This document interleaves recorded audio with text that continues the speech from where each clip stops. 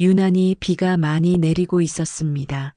창문을 두드리는 빗소리를 들으면서도 저는 주저하지 않았습니다. 아무리 비가 와도 오늘은 꼭 가야 한다는 생각뿐이었습니다. 아들의 생일이었으니까요. 작은 케이크 하나라도 사들고 가서 축하해주고 싶었습니다. 물론 예전처럼 따뜻하게 맞아줄 거라는 기대는 하지 않았습니다. 그래도 최소한 생일인데 얼굴은 보고 가야 하지 않을까 싶었습니다. 아들 얼굴을 직접 보고 축하 한마디라도 건네고 싶었습니다. 우산을 쥔 손에 힘을 주고 빗속을 걸었습니다. 신발은 금세 젖어버렸고 빗물은 옷자락을 타고 스며들었습니다. 그래도 괜찮았습니다. 케이크 상자를 한 손에 꼭 쥐고 한 걸음 한 걸음 내디뎠습니다. 아들 집 앞에 도착해서 우산을 접고 현관 초인종을 눌렀습니다. 안에서 인기척이 들렸습니다. 곧 문이 열리겠지 싶었습니다. 잠시 후 문이 열렸습니다. 그런데 문을 연 사람은 아들이 아니라 며느리였습니다. 그녀의 얼굴을 보는 순간 가슴 한쪽이 싸늘하게 식어가는 기분이 들었습니다. 반가움이라고는 전혀 없는 얼굴이었습니다. 오히려 난처하고 귀찮다는 듯한 표정이었습니다. 어머님 무슨 일이세요? 그 말이 떨어지자마자 순간 머리가 하얘졌습니다. 마치 제가 불청객이라도 된 것처럼 들렸습니다. 아무렇지 않은 척 애써 웃으며 케이크 상자를 내밀었습니다. 그래. 오늘 내 남편 생일이잖니 작은 거라도 준비했는데 같이 나눠 먹으면 좋을 것 같아서. 하지만 며느리는 케이크 상자를 쳐다보며 한숨을 쉬었습니다. 그러더니 손을 내저으며 말했습니다. 어머님, 요즘 유명 브랜드 케이크도 많은데 동네 빵집에서 사오셨다고요? 이런 건 굳이 안 가져오셔도 돼요. 그냥 빈손으로 오시지 그러셨어요? 그 말이 떨어지는 순간 손에 쥔 케이크 상자가 한없이 가벼워 보였습니다. 동네 빵집에서 사왔다고 해서 맛이 없다는 보장도 없는데 뭐가 그렇게 못마땅했던 걸까요? 하지만 더 충격적인 건 며느리의 태도가 아니었습니다. 저 안쪽에서 앉아있던 아들이었습니다. 분명 거실 소파에 앉아 있었는데 저를 보자마자 애써 눈을 피하는 모습이었습니다. 이제야 알겠더군요. 며느리만 그런 게 아니라는 걸, 아들도 같은 마음이라는 걸. 서운함과 분노가 동시에 몰려왔습니다. 하지만 애써 감정을 눌렀습니다. 그러지 않으면 당장이라도 이 자리에서 서러워서 터져버릴 것 같았기 때문입니다. 그래도 최대한 점잖게 말했습니다. 그래 뭐 입에 안 맞을 수도 있겠지. 그래도 내 남편 생일인데 작은 정성이라도 보태고 싶어서 사온 거다. 그냥 받아줄 수는 없겠니? 하지만 며느리는 눈 하나 깜빡하지 않았습니다. 오히려 더욱 냉정한 말이 이어졌습니다. 바닥에 물 흘리시면 곤란해요. 그리고 어머님이 오실 거면 미리 연락이라도 주셨으면 좋겠어요. 저희도 일정이 있거든요.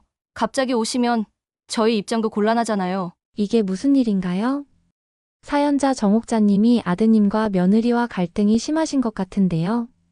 대체 무슨 일이 있었는지 어쩌다가 이렇게까지 갈등이 심해진 것인지. 오늘의 사연 들어보겠습니다. 사연 들으시기 전에 구독을 누르시면 건강과 평안을 얻게 되실 거예요. 안녕하세요. 저는 정옥자라고 합니다. 평생을 가족을 위해 살아왔고 이제는 혼자가 된 사람입니다. 젊었을 때부터 하루하루 치열하게 살았습니다. 남들처럼 거창한 성공을 이룬 건 아니지만 제게 주어진 몫을 다하며 살아왔다고 자부합니다. 어린 시절에는 부모님께서 가난에 허덕이셨기 때문에 배움의 기회도 넉넉하지 않았습니다. 공부를 더 하고 싶어도 형편이 허락하지 않았고 결국 어린 나이에 공장에 나가 손에 기름때를 묻히며 일을 배웠습니다. 그렇게 몇 년을 일하다가 우연히 남편을 만났고 서로 의지하며 가정을 꾸렸습니다. 남편은 성실한 사람이었습니다. 돈을 많이 벌지는 못했지만 한 번도 허투루 쓰는 법이 없었고 가족을 위해 최선을 다하는 사람이었습니다. 저 또한 부족한 살림이지만 알뜰하게 꾸려가며 한 푼이라도 더 아끼려고 노력했습니다. 그렇게 아끼고 모은 돈으로 작은 가게를 열었고 그 가게 덕분에 가정은 조금씩 안정되기 시작했습니다. 아이가 생기고부터는 더욱 악착같이 살았습니다. 아이에게만큼은 부족함을 주고 싶지 않았기 때문입니다. 좋은 옷 한 벌 제대로 사입지 못하고 먹고 싶은 음식도 참고 살았지만 아들에게는 꼭 필요한 것들을 해주고 싶었습니다. 학용품 하나도 남들보다 좋은 걸 사주고 싶었고 친구들과 어울릴 떼주눅 들지 않게 하고 싶었습니다. 아들이 어릴 때는 모든 게 행복했습니다. 어린 손을 잡고 시장에 가고 저녁이면 동화책을 읽어주고 아플 때 밤새 곁을 지키는 일도 힘들지 않았습니다. 초등학교에 입학할 때는 새 책가방을 메고 신나서 뛰어다니는 모습을 보고 가슴이 벅차올랐습니다. 조금 더 크면서는 가끔 심술도 부리고 말도 안 듣는 날이 있었지만 그래도 귀여운 시절이었습니다. 저를 세상에서 제일 좋아한다고 하며 꼭 안기던 그 작은 몸이 지금도 기억납니다. 하지만 아이는 점점 자라고 세상이 넓어진 만큼 저와의 거리는 조금씩 멀어졌습니다. 사춘기가 되면서 집보다는 친구들과 있는 시간이 많아졌고 예전처럼 장난스럽게 다가오는 일도 줄었습니다. 그래도 그럴 수 있다고 생각했습니다. 아이가 크면 원래 그런 거라고 다들 말했으니까요. 대학을 가고 취업을 하면서는 더욱 바빴고 저도 그 모습이 대견해 서운함보다는 자랑스러움이 컸습니다. 이 아이가 이렇게 잘 자라서 사회에 나갔구나. 이제는 저 없이도 스스로 잘 살아갈 수 있겠구나. 그러다 결혼을 했습니다. 아들이 여자친구를 집에 데려와서 결혼을 하겠다고 했을 때 저는 기쁜 마음이 컸습니다. 이제 아이가 가정을 이루고 새로운 삶을 시작하는구나 싶었습니다. 처음에는 며느리도 착하고 다정해 보였습니다. 어색하지만 예의 바르고 싹싹한 모습이 보기 좋았습니다. 그래, 앞으로 잘 지내면 되겠구나 싶었는데 결혼 후 조금씩 달라지기 시작했습니다. 처음에는 그냥 바빠서 그런 줄 알았습니다. 연락이 줄고 예전처럼 살갑게 대하지 않는 것도 그럴 수 있다고 생각했습니다. 하지만 시간이 지날수록 아들과의 거리감이 커지는 게 느껴졌습니다. 예전에는 주말마다 얼굴을 보러 오던 아이가 한 달이 지나도 소식이 없었고 제가 전화를 하면 바쁘다고 짧게 대답하고 끊어버리는 일이 많아졌습니다. 그래도 참고 기다렸습니다. 언제까지나 부모 곁에 있을 수는 없는 게 자식이니까요. 하지만 어느 순간부터는 기다림이 아니라 외면당하고 있다는 느낌이 들었습니다. 명절이 되어도 찾아오지 않고 생일을 챙기던 일도 사라졌습니다. 며느리에게 전화를 하면 어색한 웃음소리만 들릴 뿐이었고 아들은 회사 일이 바쁘다며 전화도 제대로 받지 않았습니다. 처음에는 며느리가 어색해서 그런 거겠지 했습니다. 하지만 점점 이상하다는 생각이 들었습니다. 예전에는 분명히 그러지 않았던 아이인데 결혼 후로 점점 달라지는 것이 이상했습니다. 그러다 한 번은 작은 일이 있었습니다. 몸이 아파서 병원에 갔다가 검사를 받았는데 며칠 동안 혼자 지내기가 어려운 상황이었습니다. 그래서 아들에게 전화를 했습니다. 혹시라도 며칠만 저희 집에 와서 도와줄 수 있냐고 물었는데 돌아온 대답은 뜻밖이었습니다. 바쁘다는 말만 반복하며 불편한 기색을 내비쳤습니다. 며느리는 뒤에서 뭐라고 하는지 작은 목소리로 말하고 있었고 아들은 곤란하다는 듯 한숨을 쉬었습니다. 그제야 느꼈습니다. 이 아이가 바쁜 게 아니라 피하고 있구나. 서운함이 밀려왔지만 그래도 이해하려 했습니다. 하지만 그 이후로도 아들은 점점 저를 피했고 방문조차 하지 않았습니다. 제가 먼저 찾아가면 반갑게 맞이하는 것이 아니라 당황한 얼굴로 문을 열었습니다. 며느리는 어색하게 웃으며 집 안으로 들어오라는 말 한마디 없이 서 있었습니다.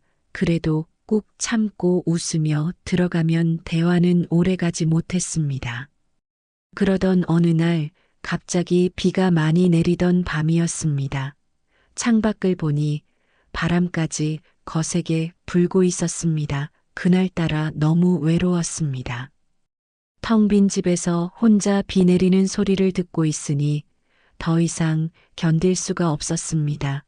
아들 얼굴이라도 보면 좀 나아질까 싶어 우산을 챙겨 집을 나섰습니다. 평소처럼 미리 연락을 하지 않고 찾아간 건 실수였을지도 모릅니다. 하지만 그날은 정말이지 혼자 있기가 힘들었습니다. 버스를 타고 아들 집 근처에 도착했을 때는 이미 옷이 많이 젖어 있었습니다. 비가 너무 많이 내려서인지 길도 미끄러웠고 사람들도 많지 않았습니다. 우산을 단단히 움켜쥐고 아들 집 현관 앞에 도착했을 때 가슴이 두근거렸습니다. 혹시나 아들이 반갑게 맞아줄까 하는 작은 기대 때문이었습니다. 하지만 초인종을 누르고 문이 열렸을 때 마주한 건 싸늘한 표정이었습니다. 며느리는 문을 열자마자 놀라지도 않았습니다. 오히려 지친 듯한 얼굴로 깊은 한숨을 내쉬었습니다. 갑자기 이렇게 오신 거예요? 저는 순간 당황해서 아무 말도 하지 못했습니다. 비를 맞으며 찾아온 저를 보고 저렇게 반응할 줄은 몰랐습니다.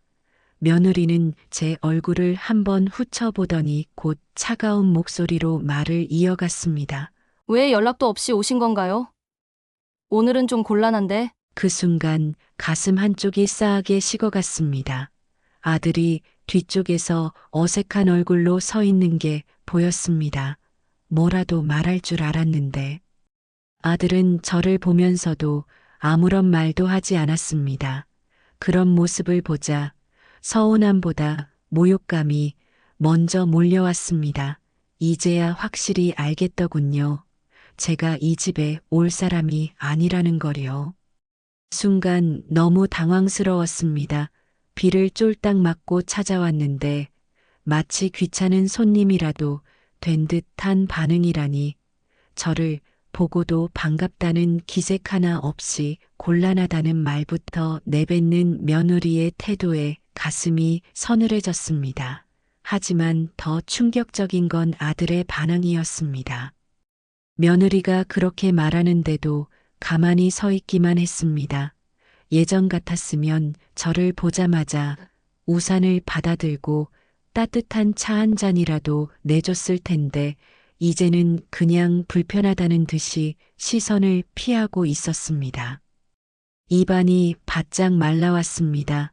이대로 돌아서야 하나 싶었지만 이미 비를 흠뻑 맞은 몸을 하고 여기까지 온 이상 그냥 갈 수는 없었습니다. 저는 애써 미소를 지으며 조심스럽게 말했습니다. 비가 너무 많이 와서 집에 있기가 힘들더구나. 너희 얼굴이라도 보면 나아질까 해서 왔다. 오늘 네 남편 생일이잖니. 그래서 작은 케이크 하나 사왔다. 새로 생긴 빵집에서 유명하다고 하길래 맛있어 보이더라며 케이크 상자를 내밀었습니다. 하지만 며느리는 케이크를 보는 순간 얼굴을 찌푸렸습니다.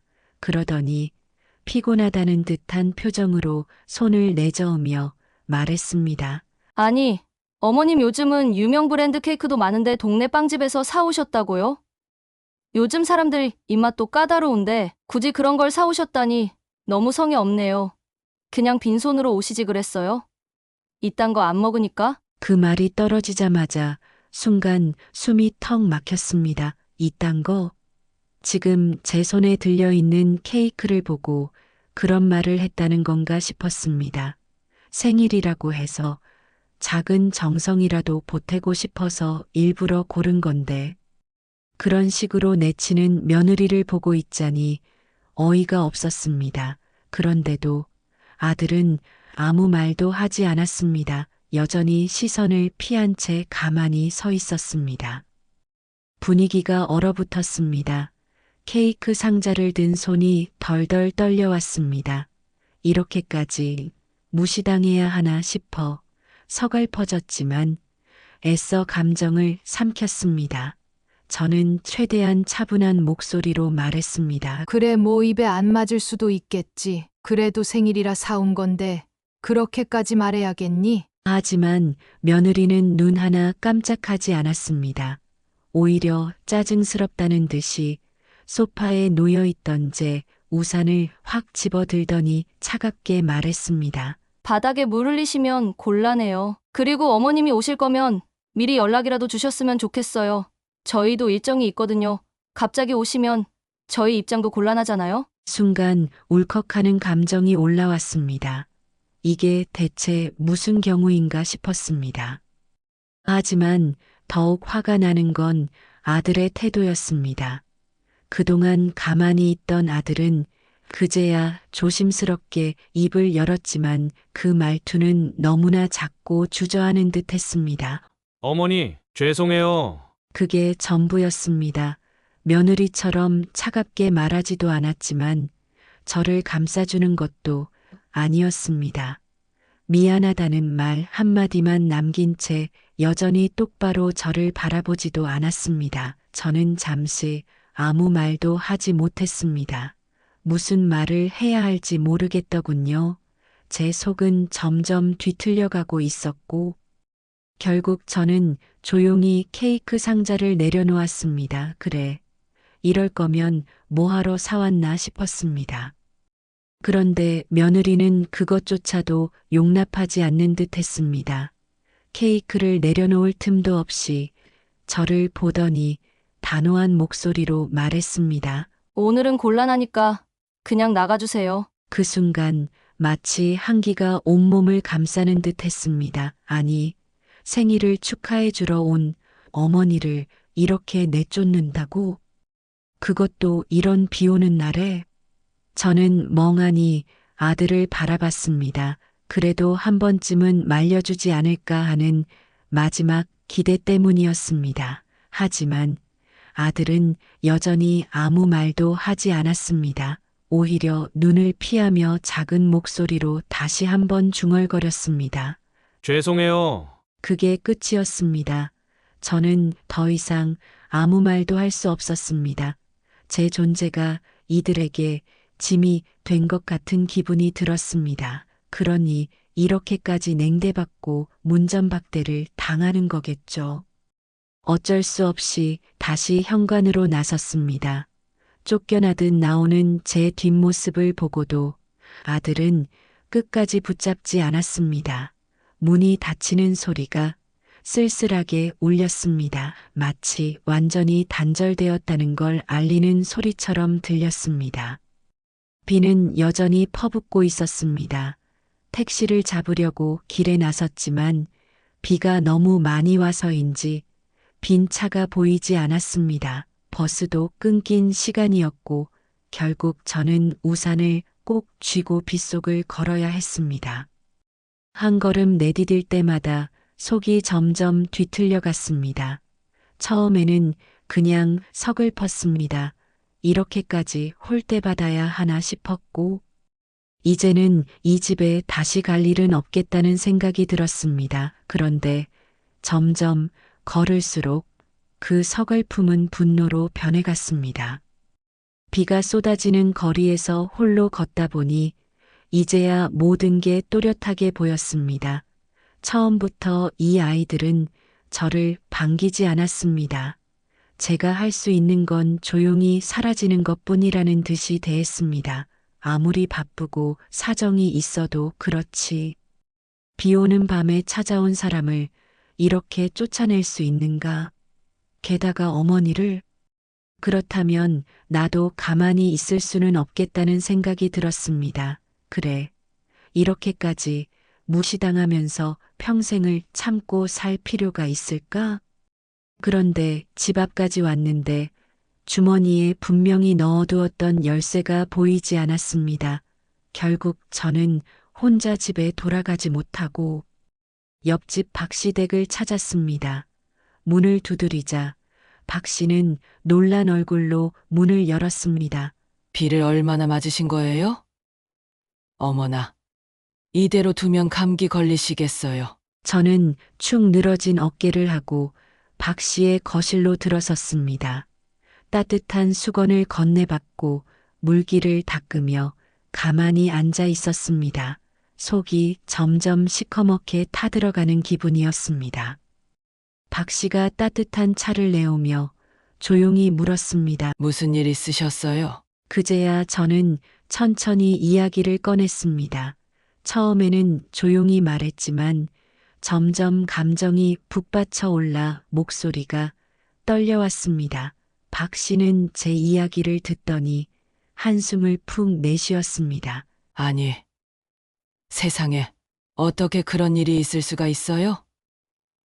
아무리 그래도 그렇지 어머니를 그렇게 내쫓다니 그건 너무 심한 거 아닌가요? 저는 피식 웃었습니다. 그래요. 너무 심했죠. 하지만 이제 와서 어쩌겠어요.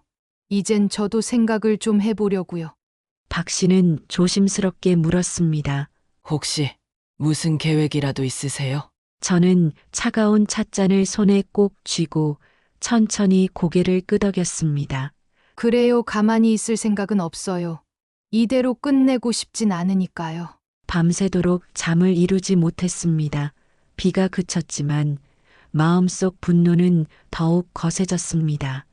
거실에 앉아 뜨거운 차를 마시며 박 씨와 이야기를 나눴지만 속은 여전히 끓어오르고 있었습니다. 박 씨는 저를 걱정스럽게 바라보며 한숨을 내쉬었습니다. 아무리 그래도 그렇지. 그렇게 내쫓을 수가 있어요? 아니, 그 전에 며느리라는 사람이 어떻게 그렇게 말을 해요? 그 말을 듣자 다시금 며느리의 싸늘한 표정이 떠올랐습니다. 그 태도, 그 말투, 그리고 그 차가운 시선까지 모두 선명했습니다. 케이크 상자를 내려놓지도 못하게 하고 마치 불청객이라도 된 듯한 취급을 받았던 순간이 머릿속을 떠나질 않았습니다. 무엇보다 아들의 모습이 더 분했습니다. 며느리야, 원래 그런 사람이었나? 보다 치더라도 아들까지 그렇게 나올 줄은 몰랐습니다. 적어도 단 한마디라도 제 편을 들어줄 줄 알았는데 끝까지 그 아이는 고개도 들지 않았습니다. 그럼에도 불구하고 저는 마지막까지 참았습니다. 속이 시커멓게 타들어가면서도 참고 또 참았습니다. 부모로서 자식에게 실망하고 싶지 않아서였습니다. 하지만 이제는 더 이상 참고 싶지 않았습니다. 나를 이렇게까지 무시하고도 아무렇지 않게 살아간다면 그건 아니지 않나? 박 씨는 한숨을 내쉬며 고개를 저었습니다. 아니, 원래 사람이 너무 착하면 이렇게 당하는 거라니까요. 언젠가 한 번은 제대로 터뜨려야 해요. 그런데 어떻게 하실 건데요? 저는 조용히 미소를 지었습니다. 그건 천천히 생각해 볼 거예요. 하지만 그냥 넘어가지는 않을 거예요. 그날 밤 박씨 댁에서 간이 침대에 누웠지만 한숨도 자지 못했습니다. 천장만 멍하니 바라보다가 결국 새벽이 되어서야 자리에서 일어났습니다. 창밖을 보니 비가 그치고 맑은 하늘이 펼쳐져 있었습니다. 하지만 제 마음속에서는 여전히 폭우가 내리고 있었습니다. 박 씨는 아침을 차려주며 조용히 말했습니다. 기운내요. 이제부터 어떻게 할 건데요? 저는 대충 세수를 하고 거울을 바라봤습니다. 초라한 얼굴이 비쳤습니다. 어제의 모욕이 그대로 남아있는 것 같았습니다. 하지만 그 얼굴을 보면서도 더는 서글프지 않았습니다.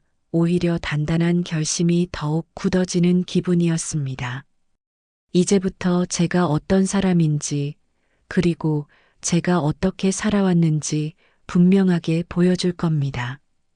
집으로 돌아오자마자 저는 현관문 앞을 살폈습니다. 다행히 잃어버렸던 열쇠가 마당 구석에 떨어져 있었습니다. 주머니에서 빠져나간 모양이었습니다.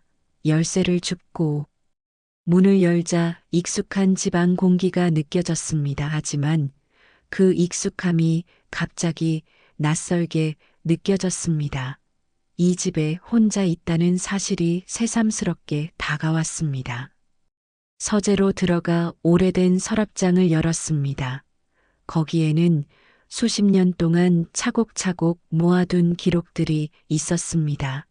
저의 삶을 기록한 일기장, 아들을 키우며 써내려간 메모들, 그리고 오랫동안 간직했던 편지들이었습니다.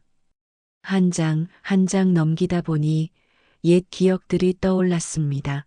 아들이 어릴 적 썼던 삐뚤빼뚤한 글씨, 졸업식 날 받은 꽃 한 송이, 아팠을 때 밤새 간호했던 기록들까지 모든 게 생생했습니다. 그런데 문득 이런 생각이 들었습니다. 이 아이들은 저를 이렇게까지 내쫓아놓고도 아무렇지 않게 살아가고 있을까? 며느리는 여전히 명품 가방을 들고 다니며 우아한 척하고 있겠지? 아들은 출근해서 바쁘다는 핑계를 대며 아무 일도 없다는 듯이 살아가겠지? 그렇다면 이제는 제가 가만히 있을 차례가 아닙니다. 몇 시간 동안 앉아서 일기장을 하나씩 정리했습니다. 아들을 위해 희생했던 순간들이 문장 하나하나에 고스란히 남아 있었습니다. 그런데도 그 아이는 단 한 번이라도 그 희생을 기억했을까? 책상에 앉아 한참을 고민하던 끝에 저는 천천히 전화기를 들었습니다. 이제부터 한 발씩 움직여야 했습니다. 가장 먼저 떠오른 사람이 있었습니다. 바로 예전에 함께 일했던 김 사장, 그리고 아들의 회사와 관련된 몇몇 인물들이었습니다. 저는 그들의 연락처를 다시 찾아보며 서서히 계획을 세워 나갔습니다. 이제부터 하나씩 시작할 겁니다.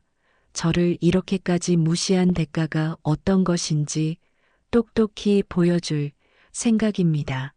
단순한 분풀이로 끝나지 않을 겁니다. 이건 제가 살아온 인생을 증명하는 과정이니까요. 마당 너머로 떠오르는 햇살이 보였습니다. 하지만 그 빛은 제 마음속 어둠을 완전히 지워주지는 못했습니다. 아직은 멀었습니다. 이제 막 시작했을 뿐이니까요.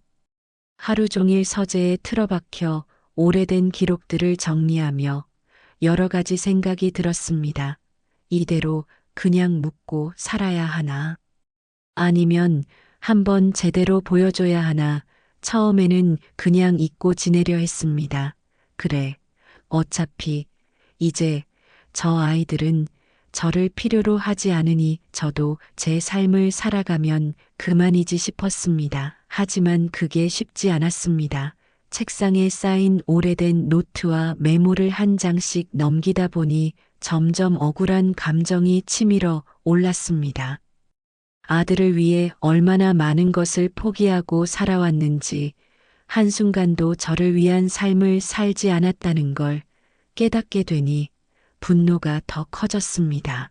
처음부터 기대를 하지 않았다면 이렇게까지 화가 나지는 않았을 겁니다. 하지만 저는 분명 기대했습니다. 비 오는 날 갑자기 찾아온 엄마를 보고 반갑게 맞아줄 거라는 기대를요. 하지만 돌아온 건 차가운 외면이었습니다. 며느리는 대놓고 불편하다는 눈빛을 보냈고 아들은 한마디 변명조차 못하고 고개를 숙이고 있었습니다. 그것만으로도 서러운데 비 오는 밤에 문 밖으로 내몰리는 순간 모든 감정이 끊어졌습니다. 더 이상 참아야 할 이유가 없다고 느껴졌습니다. 그렇다면 이제는 저도 움직일 때가 된 겁니다. 가만히 당하고만 있을 이유가 없었습니다. 저도 제 존재를 증명해야 했습니다. 그렇게 다짐하고 나니 마음이 한결 가벼워졌습니다. 더 이상 고민할 필요가 없었고 해야 할 일들이 또렷이 떠올랐습니다. 제일 먼저 해야 할 일은 아들과 며느리가 가장 소중히 여기는 것이 무엇인지 다시 한번 생각해 보는 것이었습니다. 그동안 지켜봐 온 바로는 며느리는 체면을 굉장히 중요하게 여겼습니다. 명품 가방을 들고 다니고 SNS에 고급 레스토랑에서 찍은 사진을 올리는 걸 즐겼습니다. 겉으로 보기에는 돈이 많아 보였지만 실상은 그게 아니었습니다. 집 대출도 많았고 생활비도 빠듯한 상황이었을 겁니다. 아들은 그런 며느리에게 맞춰주느라 허덕이고 있었을 겁니다. 아무리 좋은 직장에 다니고 있다고 해도 현실적으로 모든 걸 감당할 수는 없었을 테니까요. 그래서 그 집에서는 저를 귀찮아했던 거겠죠. 며느리는 아들이 저를 신경 쓰는 것조차 싫어했을 겁니다. 그러니 생일날 케이크를 사왔다고 해도 눈살을 찌푸리며 그런 걸 왜 사왔냐는 식으로 대했겠죠. 좋다, 그렇다면 가장 아픈 곳을 건드려야겠다고 생각했습니다. 그들이 가장 중요하게 여기는 체면과 명성을 무너뜨리는 것이 첫 번째 계획이었습니다. 단순히 화풀이를 하는 게 아니었습니다. 저는 이제까지 아들을 위해 살아왔습니다. 하지만 이제는 저를 위해 살아야 했습니다. 더 이상 저를 무시하고 짐 취급하도록 내버려 둘 생각이 없었습니다. 몇 시간 동안 서재에서 계획을 세운 후 저는 곧장 전화를 걸었습니다. 오랜만에 연락하는 사람들이었지만 한 번도 잊어본 적이 없는 사람들이었습니다. 며느리가 다니는 미용실 원장부터 시작했습니다. 저는 평소에도 그 미용실을 몇 번 이용한 적이 있었습니다. 그 원장과는 서로 얼굴 정도는 익히고 있었기에 연락을 하는 것이 어렵지는 않았습니다. 전화를 걸어 가벼운 인사를 나눈 후 자연스럽게 며느리 이야기를 꺼냈습니다. 우리 며느리가 여기 자주 온다고 들었어요. 요즘도 잘 다니나요? 그러자 원장이 반갑게 대답했습니다. 그럼요, 며칠 전에도 머리하러 다녀가셨어요. 손님들 사이에서도 인기가 많아요. 스타일이 참 세련되셨잖아요. 그 말을 듣고 저는 속으로 피식 웃었습니다. 이 원장은 모르는 거겠지. 며느리가 저를 어떻게 대했는지, 그리고 그 세련된 모습이 빚더미 위에 세워진 것인지. 저는 일부러 가볍게 웃으며 말을 이었습니다. 예쁘긴 하죠. 그런데 저는 걱정이 많아요. 아들 월급이 그렇게 넉넉한 편이 아닌데도 저렇게 사치하는 걸 보면 참 신경이 쓰이네요. 그러다 빚이라도 쌓이면 어쩌나 싶어요. 그러자 원장이 잠시 말을 멈췄습니다. 그 반응을 보고 저는 이미 충분히 제 의도가 전달되었다는 걸 알았습니다. 애초에 미용실이라는 곳은 사람들이 모여 정보를 공유하는 곳이었습니다. 제가 직접 나서서 소문을 퍼뜨릴 필요도 없었습니다. 한두 마디만 흘리면 그 뒤는 자연스럽게 퍼질 테니까요. 원장이 조심스럽게 물었습니다. 설마요, 다 진짜 명품 아니었어요? 저는 슬쩍 미소를 지으며 대답했습니다. 글쎄요. 요즘 워낙 가품도 잘 나와서 저는 잘 모르겠어요. 다만 그렇게 명품을 좋아하면서도 정작 생활비는 빠듯하다는 얘기를 들어서요. 그 말을 하고 저는 더 이상의 말을 덧붙이지 않았습니다. 하지만 그 말만으로도 충분했습니다. 원장은 놀란 듯한 반응을 하더니 어딘가 생각에 잠긴 듯 조용했습니다. 전화를 끊고 나서 저는 가만히 창밖을 바라봤습니다. 이제 시작이었습니다. 며느리가 그동안 쌓아온 이미지는 그렇게 조금씩 흔들리게 될 겁니다. 그렇게 첫 번째 단계가 끝난 후 저는 다시 서재로 들어가 오래된 명함첩을 뒤적였습니다. 예전에 함께 일했던 김 사장의 연락처를 찾았습니다. 김 사장은 제가 한창 일하던 시절 좋은 인연을 맺었던 사람이었습니다. 오랜만에 전화를 걸었지만 그는 반갑게 전화를 받았습니다. 오랜만이네요. 잘 지내셨습니까? 저는 간단히 안부를 나눈 후 바로 본론으로 들어갔습니다. 혹시 우리 아들이 요즘 회사에서 어떤지 업무 태도를 솔직하게 말씀해 주실 수 있을까요? 김 사장은 잠시 고민하는 듯 했지만 결국 조심스럽게 입을 열었습니다. 솔직히 말하면 예전만큼 성실하지 않아요. 집안에 무슨 문제가 있는지 집중력이 많이 떨어졌습니다. 그 말을 듣고 저는 조용히 고개를 끄덕였습니다. 역시나 예상했던 대로였습니다. 며느리의 사치로 인해 경제적으로 흔들리고 있는 게 분명했습니다. 집에서도 스트레스를 받고 직장에서도 집중하지 못하고 있는 게 보였습니다. 그렇다면 이제 남은 것은 한 가지였습니다. 직접적으로 경제적 압박을 가하는 것이었습니다. 책상 위에 놓인 오래된 서류 뭉치를 정리하다가 아파트 보증금 관련 문서를 발견했습니다. 아들이 결혼할 때 제가 대신 내줬던 돈이었습니다. 그때는 갚을 필요 없다고 했지만 이제는 생각이 달라졌습니다. 저를 그렇게 내쫓아 놓고서는 여전히 편하게 그 집에서 살고 있겠죠? 그렇다면 저도 가만히 있을 필요가 없었습니다. 변호사 사무실에 전화를 걸어 상담을 예약했습니다. 이제는 이 문제를 법적으로 해결할 생각이었습니다. 감정적으로 억울해하기보다는 실질적인 행동을 취해야 할 때였습니다. 아들이 과연 요 돈을 갚을 능력이 있을까? 아마도 없겠지 하지만 그것이 중요하지 않았습니다. 제가 원하는 건 단순히 돈이 아니라 제가 살아온 인생을 인정받는 것이었으니까요. 이제 본격적인 반격이 시작될 것입니다. 더 이상 가만히 있지 않기로 했으니까요. 변호사 사무실로 가는 길은 유난히 차가웠습니다. 바람이 얼굴을 스치는데도 전혀 시원한 기분이 들지 않았습니다. 오히려 속에서 타오르는 분노가 더 거세지는 기분이었습니다. 비 오는 날, 쫓겨나듯 나와서 젖은 신발을 질질 끌며 돌아가던 그날의 기억이 떠올랐습니다. 아들이 내밀지도 못한 손, 며느리가 던진 차가운 한마디, 그리고 문이 닫히던 순간에 그 서늘한 소리. 그때 느낀 모욕감을 잊을 수 없었습니다. 단순한 서운함이 아니었습니다. 제 존재 자체를 부정당하는 듯한 기분이었고 그것만큼은 절대 참을 수 없었습니다. 변호사 사무실 문을 열고 들어가자 차분한 목소리의 변호사가 저를 맞이했습니다. 어떤 일로 상담을 원하시나요? 저는 손에 꼭 쥐고 있던 서류를 내밀며 말했습니다. 아들이 결혼할 때 제가 아파트 보증금 일부를 도와줬습니다.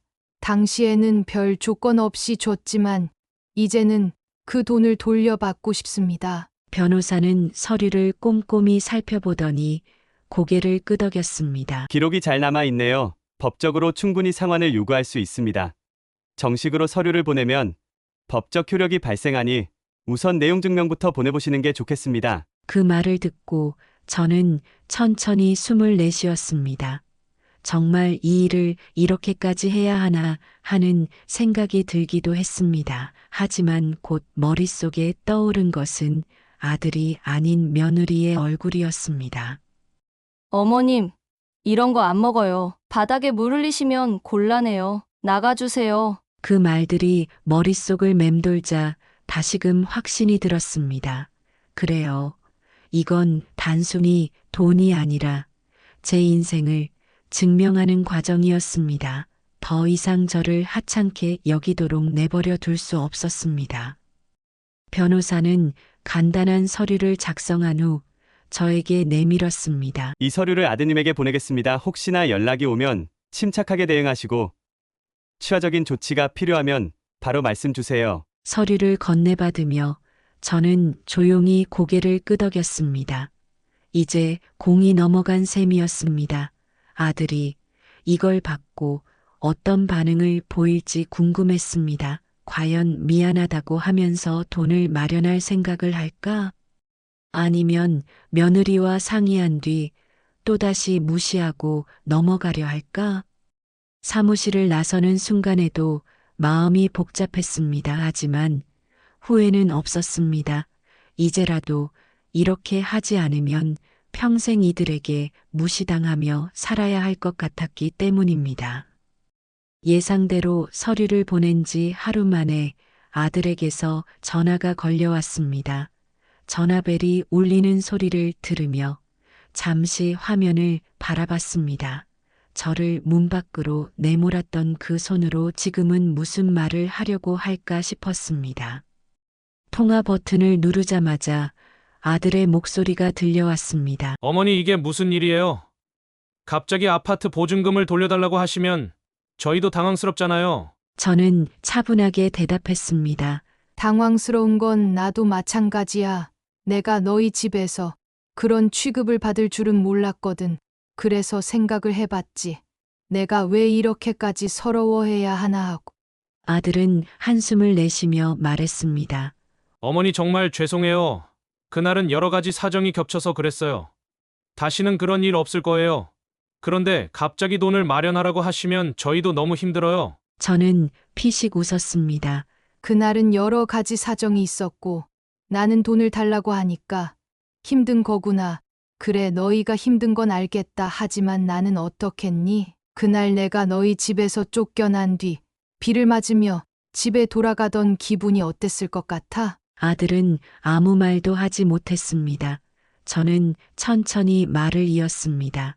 그때 내가 느낀 감정이 너희가 지금 느끼는 당혹스러움과 비슷할지도 모르겠다. 하지만 이제 와서 어쩌겠니? 내가 너희 집에서 받은 대우를 생각하면 이대로 넘어갈 수는 없겠더라. 어머니, 제발 다시 한번 생각해 주세요.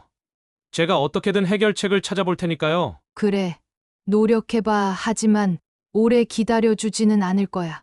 통화를 끊고 나니 마음이 조금은 시원해졌습니다. 하지만 여전히 씁쓸한 감정이 남아 있었습니다. 아들의 목소리에서 죄책감이 느껴졌지만 동시에 불편함도 전해졌습니다. 며느리에게 뭐라고 전해들었을지 뻔했습니다. 곧 며느리 쪽에서도 연락이 오겠지 싶었습니다. 그리고 예상대로 몇 시간 뒤 며느리에게서 전화가 걸려왔습니다. 수화기를 들자마자 며느리는 다급한 목소리로 말했습니다. 어머님, 저희가 무슨 돈이 있다고 갑자기 그런 큰 금액을 갚으라고 하세요? 이건 너무하신 거 아니에요? 저는 차분하지만 단호하게 대답했습니다. 그럼 내가 비 오는 밤에 너희 집에서 쫓겨났던 건 너무한 게 아니었을까? 이미 변호사 통해서 서류도 보냈으니 더 할 말 없어. 며느리는 한숨을 쉬더니 울먹이는 목소리로 말했습니다. 어머님, 저희가 그날 실수했어요. 그런데 이렇게까지 하시면 저희 정말 차도 팔아야 할 거예요. 차를 팔든 대출을 받든 그건 너희가 알아서 할 문제지. 나도 이제는 내 노후를 위해 준비를 해야겠어. 잠시 침묵이 흐르더니 며느리는 결국 작은 목소리로 대답했습니다. 알겠습니다. 최대한 빠르게 마련해 보겠습니다. 전화를 끊고 나니 온몸에 힘이 빠졌습니다. 후련한 감정도 있었지만 한편으로는 허탈함도 있었습니다. 결국 이렇게까지 해야만 이 아이들이 제 가치를 깨닫게 되는 걸까 싶었습니다. 하지만 후회는 없었습니다. 이건 단순히 돈을 받는 문제가 아니었습니다. 제가 살아온 삶이 헛되지 않았다는 걸 증명하는 과정이었으니까요. 그 뒤로 아들은 여기저기 돈을 마련하려고 애쓰는 듯 했습니다. 중고차 매매 사이트를 보다가 익숙한 차량 번호판을 발견했을 때 드디어 그 아이들이 현실을 깨닫고 있구나 싶었습니다. 그리고 며칠 뒤 아들은 직접 현관문 앞에 찾아왔습니다. 봉투를 내밀며 말했습니다. 어머니 정말 죄송합니다. 많이 부족하지만 조금이라도 먼저 드리려고요. 그 봉투 안에는 현금 몇 장과 함께 앞으로 갚아나가겠다는 메모가 들어 있었습니다. 저는 그것을 천천히 펼쳐보며 조용히 말했습니다. 그래, 이걸로 끝은 아니야. 남은 건 계속 갚아야 한다, 알겠지? 네, 알겠습니다. 그렇게 해서 아들 내외가 자랑하던 외제차는 팔려나갔고 그들은 더 이상 자동차를 자랑거리로 삼지 못하게 되었습니다. 하지만 저는 아직 끝이 아니라는 걸 알고 있었습니다. 이제야 겨우 시작이었으니까요. 아들이 봉투를 내밀던 순간 잠시나마 흔들릴 뻔했습니다. 그래도 직접 찾아와서 사과하고 돈을 내미는 걸 보니 이제야 조금 정신을 차리는구나 싶었습니다. 하지만 그동안 제가 받은 상처가 그렇게 쉽게 아무는 건 아니었습니다. 그저 돈 몇 장으로 해결될 문제가 아니었으니까요. 저는 봉투를 가만히 내려다보다가 천천히 손을 뻗어 받아들였습니다. 그래, 내가 노력한 건 알겠다 하지만 이걸로 끝난 건 아니다. 앞으로 계속 갚아야 한다. 아들은 고개를 끄덕이며 작게 대답했습니다. 네, 알겠습니다. 최대한 빠르게 갚을게요. 저는 한숨을 내쉬며 아들을 바라봤습니다. 어쩌다 이렇게까지 됐을까? 한때는 세상에서 가장 믿음직스럽고 든든했던 아이가 이제는 이렇게 주눅이 든 얼굴로 서 있습니다. 하지만 안타까운 마음보다 먼저 드는 감정은 분노였습니다. 내가 정말 미안하다면 행동으로 보여줘라. 그리고 다시는 내 어머니를 그렇게 대하지 마라. 아들은 아무 말도 하지 못했습니다. 저는 현관문을 열어주며 덧붙였습니다. 그리고 가서 내 마누라한테도 전해라. 다시는 나를 그렇게 대하지 말라고. 아들은 멋쩍은 얼굴로 고개를 끄덕이고는 조용히 돌아갔습니다. 문이 닫히는 순간 저는 한숨을 깊이 내쉬었습니다. 후련한 감정도 있었지만 어딘가 허탈한 기분도 들었습니다. 하지만 아직 끝난 게 아니었습니다. 저는 아들과 며느리가 진심으로 뉘우치고 있는지 확인하고 싶었습니다. 단순히 돈을 갚는 걸로 끝낼 생각은 없었습니다. 그 아이들이 진짜로 달라지지 않는다면 아무 의미 없는 일이니까요. 며칠 뒤 지인들에게 들은 이야기가 있었습니다. 며느리가 요즘 집에만 틀어박혀서 잘 나오지도 않고 SNS에도 아무것도 올리지 않는다고 했습니다. 예전에는 하루가 멀다 하고 명품 가방과 고급 레스토랑 사진을 올리던 사람이었는데 갑자기 조용해졌다고 하더군요. 그래, 이제야 체면이 무너지는 게 어떤 기분인지 아는 거겠지? 그렇다고 해서 이걸로 끝낼 생각은 없었습니다. 아직은 부족했습니다. 지금까지 제가 받았던 서러움과 모욕에 비하면 이 정도로는 턱없이 부족했습니다. 저는 며칠 동안 아들의 반응을 지켜봤습니다. 예전처럼 연락을 피하는 게 아니라 틈틈이 전화를 걸어 안부를 묻기도 했습니다. 어머니, 오늘은 식사는 하셨어요? 날씨가 추운데 감기 조심하세요. 이전과는 확실히 달라진 태도였습니다. 하지만 그게 진심인지 아닌지는 아직 알 수 없었습니다. 저는 일부러 단답형으로 대답했습니다. 그래. 별일 없다. 아들이 계속 신경을 쓰고 있다는 걸 느꼈지만 저는 일부러 거리를 유지했습니다. 쉽게 풀어질 생각이 없었습니다. 그리고 마침내 아들의 생일이 다가왔습니다. 작년 이맘때 제가 조그만 케이크 하나 들고 갔다가 문전박대를 당했던 기억이 떠올랐습니다. 그날의 치욕을 생각하니 다시금 속에 끓어올랐습니다. 그래. 이번엔 내가 너희를 초대해 줄 테니 직접 와서 느껴보라고. 저는 일부러 아들에게 전화를 걸었습니다. 이번 주말에 시간 되니? 아들은 잠시 당황한 듯 했지만 이내 대답했습니다. 네, 시간 됩니다. 왜요, 어머니? 내가 너희한테 밥 한 끼 대접하고 싶어서. 그렇다. 시간 되면 와라. 아들은 뜻밖이라는 듯 한동안 말이 없더니 이내 대답했습니다. 네, 가겠습니다. 저는 통화를 끊고 준비를 시작했습니다. 평소와 다를 바 없는 소박한 밥상이었지만 일부러 정성을 더했습니다. 한때는 함께 둘러앉아 웃으며 밥을 먹던 사이였으니 이번에도 그럴 수 있을까 하는 생각이 들었습니다. 하지만 이번 자리는 단순한 식사가 아니었습니다. 며느리가 과연 어떤 얼굴로 올 것인지, 아들은 얼마나 변했을 것인지, 저는 그것부터 확인하고 싶었습니다. 주말이 되어 정성껏 차린 밥상을 앞에 두고 기다리고 있었습니다. 아들 내외가 올 시간이 다 되어갈 때쯤 마침내 현관에서 초인종 소리가 울렸습니다. 저는 천천히 자리에서 일어나 문을 열었습니다. 문 앞에 서 있는 아들의 얼굴이 어딘가 어색해 보였습니다. 며느리도 옆에 서 있었는데 예전처럼 화려한 옷차림이 아니었습니다.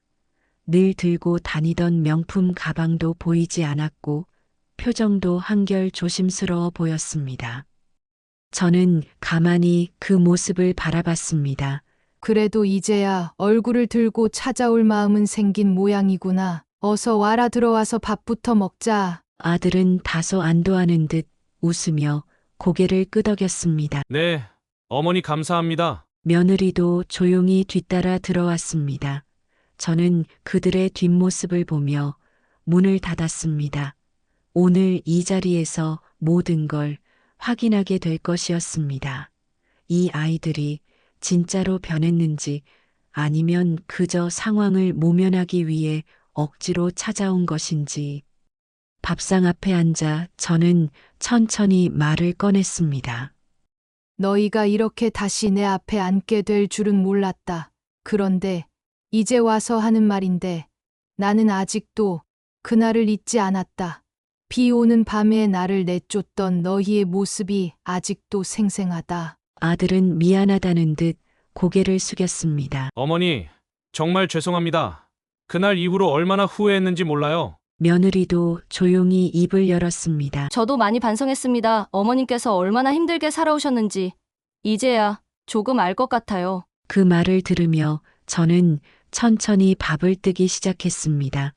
정말로 반성한 건지 아니면 이 상황을 모면하려는 건지 저는 끝까지 지켜볼 생각이었습니다.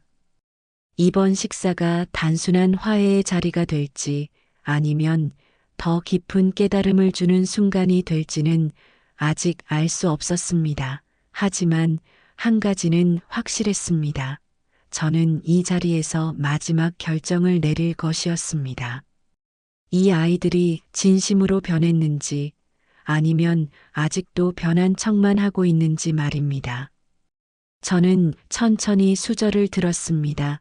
그리고 밥을 한 입 뜨면서 조용히 아들과 며느리를 바라봤습니다. 분위기가 어색하게 흘렀습니다. 아들은 괜히 수저를 만지작거리고 있었고 며느리는 시선을 피하며 조용히 앉아 있었습니다. 예전 같았으면 저도 먼저 분위기를 풀기 위해 웃으며 말을 걸었겠지만 이제는 그럴 필요가 없었습니다. 그래, 어디 한번 보자. 너희가 진짜 변했는지 아니면 이 상황을 모면하려고 하는 건지. 아들은 눈치를 보다가 조심스럽게 입을 열었습니다. 어머니, 음식 준비하시느라 고생 많으셨죠? 저는 별 대꾸 없이 수저를 내려놓았습니다. 그 말을 들으니 작년 아들의 생일날 있었던 일이 떠올랐습니다. 그때 저는 작은 케이크 하나를 손에 들고 비를 맞으며 아들의 집을 찾았고 며느리는 저를 쳐다보며 이딴 거 안 먹는다고 했습니다. 그날 이후로 저는 이 아이들에게 정성을 쏟을 가치가 있는지 깊이 고민했습니다. 그리고 오늘 이 자리는 그 대답을 확인하는 자리였습니다. 저는 천천히 입을 열었습니다. 그래, 음식 준비하면서 여러 가지 생각이 들더구나. 너희가 이 자리에 앉아 있다는 게 솔직히 아직도 낯설다. 너희가 이제 와서 나한테 무슨 말을 하든 나는 그날 비 오는 밤에 쫓겨났던 기억을 쉽게 잊을 수 없을 것 같다. 아들의 손이 떨리는 것이 보였습니다. 며느리는 여전히 아무 말도 하지 않았습니다. 분위기가 무거워지자 아들이 다급히 말을 이었습니다. 어머니, 정말 죄송해요. 제가 왜 그때 그러고도 아무렇지 않게 살았는지 모르겠습니다. 저는 가만히 아들을 바라보다가 다시 밥을 떴습니다. 그런 말은 쉬워. 나는 내가 정말로 변했는지 아직 확신이 안 든다. 그러자 며느리가 조용히 입을 열었습니다. 저는 정말 반성하고 있어요. 어머님을 너무 함부로 대했다는 걸 뒤늦게 깨달았어요. 저는 피식 웃었습니다. 그래. 그런데 나는 아직도 내가 왜 나한테 그랬는지 모르겠다. 그날 그렇게 차갑게 대했던 이유가 뭐였냐? 며느리는 한동안 아무 말도 못하더니 조용히 대답했습니다. 저는 그냥 어머님께서 자주 오시는 게 불편했어요. 솔직히 신혼생활도 있고 저희도 나름대로의 계획이 있었으니까요. 그 말을 듣고 저는 한숨을 쉬었습니다. 그래. 신혼생활 좋지. 그런데 그 신혼생활이란 게 너희 어머니를 문전박대할 정도로 중요한 거였니? 나는 한 번도 너희한테 손 벌린 적 없다. 그냥 내 얼굴 보고 싶어서 찾아간 게 그렇게까지 잘못한 일이었니? 며느리는 아무 말도 하지 못했습니다. 아들도 고개를 숙인 채 입술을 꾹 다물었습니다. 저는 잠시 말을 멈췄습니다. 감정을 가라앉히고 다시 천천히 말을 이어갔습니다. 그래. 이제 와서 후회하고 반성한다고 하니 알겠다. 그런데 나한테 사과하는 걸로 끝날 거라고 생각하진 않겠지? 나는 너희가 정말로 변했는지, 그리고 앞으로도 나를 가족으로서 대할 준비가 되어 있는지 지켜볼 거다. 아들은 다급히 고개를 끄덕였습니다. 어머니, 정말이에요. 저희 이제 달라졌어요. 앞으로 어머니를 예전처럼 모시겠습니다. 저는 가볍게 고개를 끄덕였습니다. 그래. 그러면 앞으로 행동으로 보여라. 나는 말만 듣고 쉽게 믿지 않는다. 며느리는 긴장한 듯 조용히 고개를 끄덕였습니다. 네, 앞으로 정말 잘하겠습니다. 저는 밥을 마저 뜨면서 한동안 아무 말도 하지 않았습니다. 오늘 이 자리에서 저는 확신했습니다. 아들이든 며느리든 지금 이 순간만큼은 진심일지도 모르겠지만 결국 시간이 지나면 본래대로 돌아갈 가능성도 있다는 거리요. 그러니 더 확실한 방법이 필요했습니다. 단순히 사과 몇 마디 듣고 끝낼 수는 없었습니다. 저는 마지막으로 준비한 계획을 실행할 순간을 기다리고 있었습니다. 아들은 조심스럽게 말을 꺼냈습니다. 어머니, 혹시 필요한 거 있으시면 언제든 말씀하세요. 이제부터는 자주 찾아뵙고 싶어요. 저는 미소를 지으며 고개를 끄덕였습니다. 그래. 그럼 하나만 약속하자. 아들은 다급히 대답했습니다. 네, 뭐든지 말씀하세요. 저는 천천히 젓가락을 내려놓고 아들과 며느리를 번갈아 바라보았습니다. 그리고 단호하게 말했습니다. 앞으로 주말마다 너희가 한 가지 해야 할 일이 있다. 아들은 어리둥절한 표정이었고 며느리는 긴장한 듯한 얼굴이었습니다. 너희가 정말 나한테 미안하고 반성하는 거라면 앞으로 주말마다 노인복지관에서 봉사를 해라. 아들은 순간 당황한 듯 눈을 크게 떴습니다. 며느리는 숨을 삼키며 저를 바라봤습니다. 저는 태연하게 말을 이었습니다. 너희는 나한테 그동안 어떤 짓을 했는지 알아야 한다. 그리고 그걸 깨닫기 위해서는 직접 몸으로 부딪혀 보는 게 필요할 거다. 아들은 당황하며 말을 더듬었습니다. 어머니, 갑자기 봉사라뇨? 저희가 열심히 잘하겠다고 말씀드렸잖아요. 저는 고개를 저었습니다. 말로만 하는 사과는 의미가 없다. 너희가 정말로 반성했다면, 그리고 앞으로 변하고 싶다면 직접 보여줘라. 아들과 며느리는 한동안 아무 말도 하지 못했습니다. 제가 던진 조건이 얼마나 부담스러운지 얼굴에 다 드러나 있었습니다. 그래도 저는 느긋하게 밥을 뜨면서 둘의 반응을 지켜봤습니다. 이 아이들이 진심이라면 뭐든 하겠다고 나서겠지, 하지만 진심이 아니라면 어떻게든 빠져나가려 할 거라고 생각했습니다. 아들은 젓가락을 내려놓고 조심스럽게 입을 열었습니다. 어머니 주말마다 봉사를 하라는 건 너무 갑작스러워서요. 저희도 일정이 있고 회사 일도 있고. 그 말에 저는 피식 웃었습니다. 그래, 갑작스럽다고?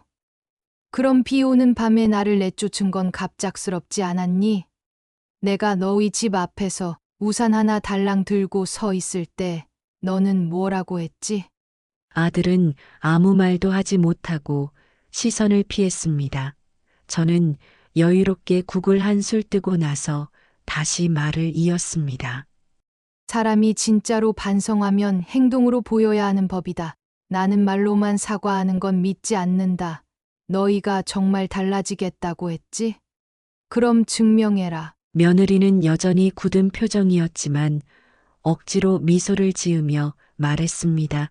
네, 알겠습니다. 저희가 노력해 볼게요. 그 순간 저는 속으로 확신했습니다.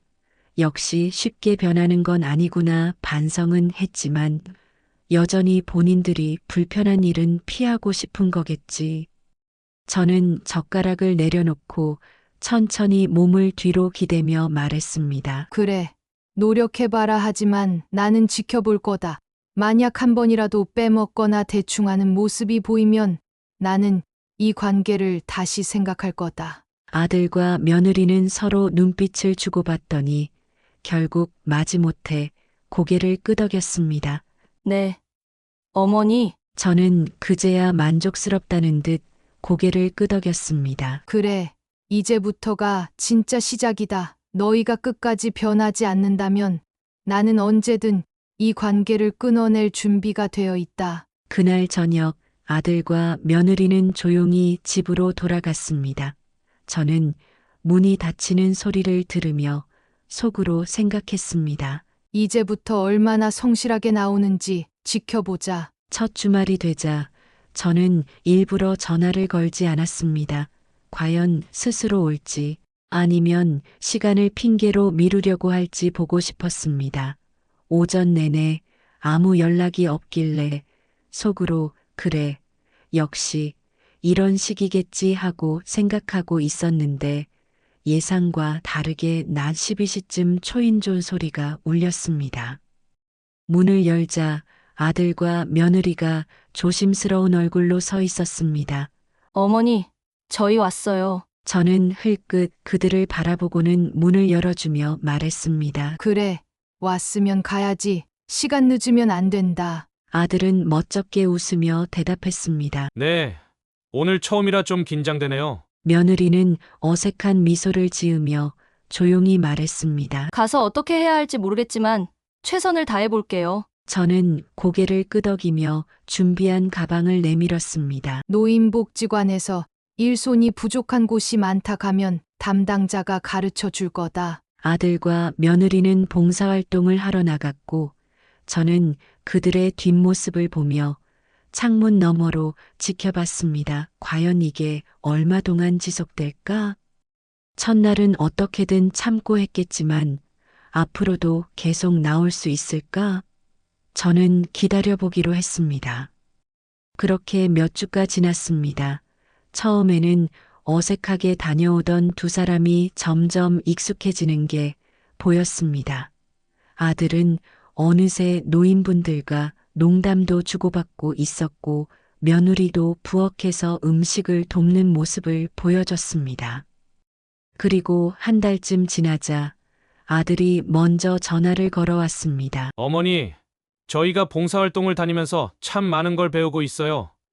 처음에는 그저 의무감으로 시작했는데 이제는 가는 게 당연한 일이 된 것 같아요.